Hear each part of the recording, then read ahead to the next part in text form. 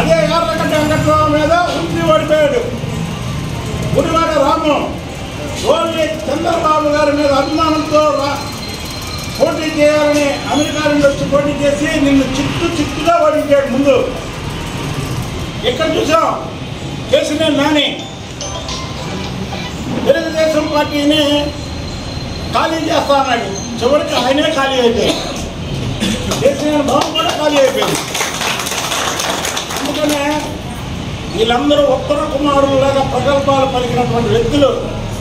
ఈ ఉత్తర కుమారులందరూ కూడా అప్పుడే రాష్ట్రం వదిలి పారిపోయారు. మేము ప్రతిపక్షంలో కూడా దమ్ముగా ధైర్యంగా ఇక్కడే ఉండి పోరాటం చేసాం. అది వీరోచితం అంటే.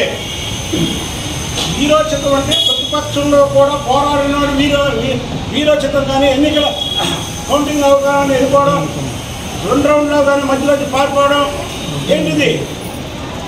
అధికారాన్ని అడ్డం పెట్టుకొని ఎవరైనా రౌడీజం చేస్తారు. మీరు రౌడీజం చేశారు, భూములు దోచుకున్నారు. ఇక్కడ ఒక ఆయన అయితే కొలపల్లో ఆఫ్టర్ ఎమ్మెల్సీ దాదాపు 300-400 కోట్ల రూపాయలు సంపాదించాడు. ఇవన్నింటి మీద కూడా ముందు ప్రభుత్వం ఎంక్వైరీ ఉన్నది. సజ్జల రామకృష్ణారెడ్డిని ఇవాళ రేపు లోపడేస్తారు. ధనంజయ రెడ్డి సిఎస్ అవినీతికి అసలు అనుకున్నా వీళ్ళందరూ కూడా వదిలే ప్రసక్తి లేదు. ఎందుకు అంటే ఈయనే మా సొంత ఆస్తులు దోచుకోవాలా, ప్రజల ఆస్తులు దోచుకున్నారు. మేము చెప్పాం, మేము అధికారంలోకి రాగానే ప్రజల ఆస్తులు ప్రజలకు అప్పచెప్తామని. తప్పకుండా ప్రజల ఆస్తులు ప్రజలకు అప్పచెప్తాం. విజయసాయి రెడ్డి ఉత్తరాంధ్రలో ఎన్ని ఆస్తులు దోచుకున్నాడో అందరూ కంప్లైంట్ ఇవ్వండి. ధైర్యంగా నేను ఆ రోజు నుంచి ఈ రోజు వరకు చెప్తున్నా.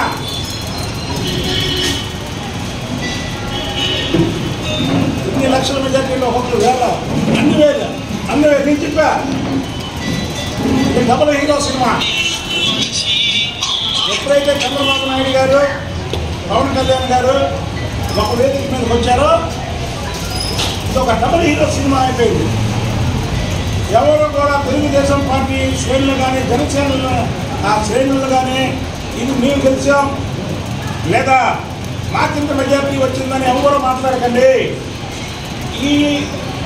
మీకు వేసిన ప్రతి ఒక్క ఓటు కూడా చంద్రబాబు నాయుడు గారు, పవన్ కళ్యాణ్ గారు చూసే వేశారు. అది మనం దగ్గర పెట్టుకొని పనిచేయాల్సినటువంటి బాధ్యత ఇవాళ గెలిచిన ప్రతి ఒక్కరి మీద ఉంది. జగన్మోహన్ రెడ్డికి వ్యతిరేకం 2 హీరోలు యువతల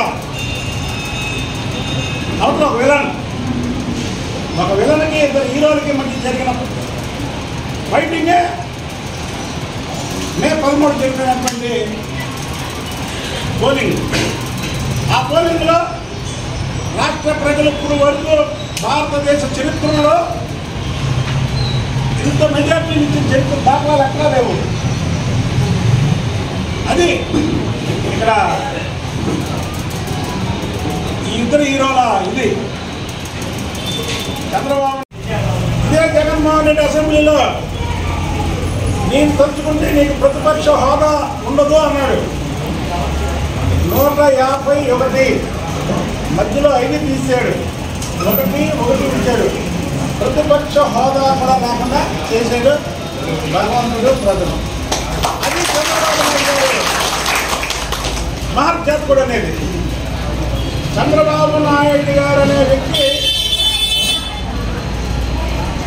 పడి లేచిన కెరటం. 2019లో తెలుగుదేశం పార్టీకి 23 సీట్లు రాగానే తెలుగుదేశం పార్టీలో అప్పుడు కనిపించినటువంటి వాళ్ళు కానీ వేరే వాళ్ళు కానీ పార్టీ వదిలిపోవడమే కాకుండా 3 సంవత్సరాల వరకు సత్తా లేనటువంటి నాయకులు ఉన్నారు. కానీ చంద్రబాబు నాయుడు గారి కుటుంబం ఈ రాష్ట్రం కోసం, రాష్ట్ర ప్రజల కోసం పోరాటం చేస్తూనే ఉంది. దాంట్లో భాగస్వామ్యం అయినందుకు ఇవాళ నాకు చాలా ఆనందంగా ఉంది. నా దురదృష్టమా అదృష్టమా నేను ఈ గాల్లో కూడా నేను పోటీ చేయకపోవడం నా దురదృష్టం. కానీ ఇంతగా వచ్చి చంద్రబాబు గారు పడి లేచిన కెరటంలాగా ఇవాళ కేంద్రంలో కూడా ఆయన హీరో పోషిస్తున్నాడంటే అంతకంటే ఆనందం లేదు.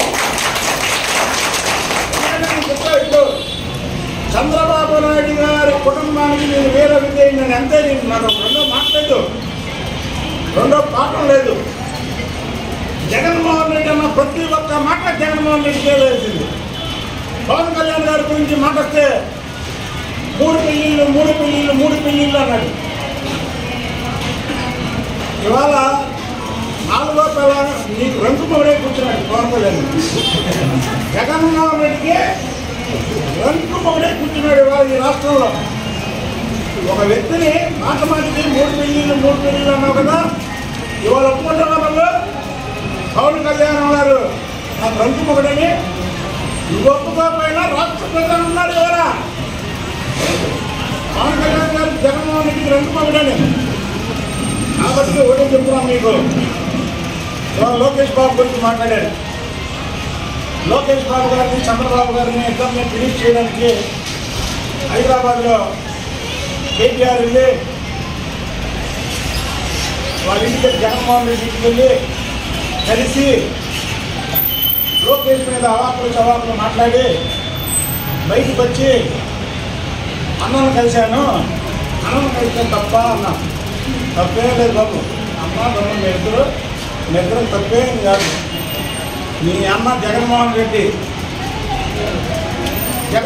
తమ్ముడు కేటీఆర్ ఇద్దరు కలిస్తే వచ్చే గెలిచినటువంటి మెజార్టీ ఎంత ఉందో ఒక్క లోకేష్ బాబుకి అంత మెజార్టీ వచ్చింది. అది లోకేష్ బాబు గారి దెబ్బ.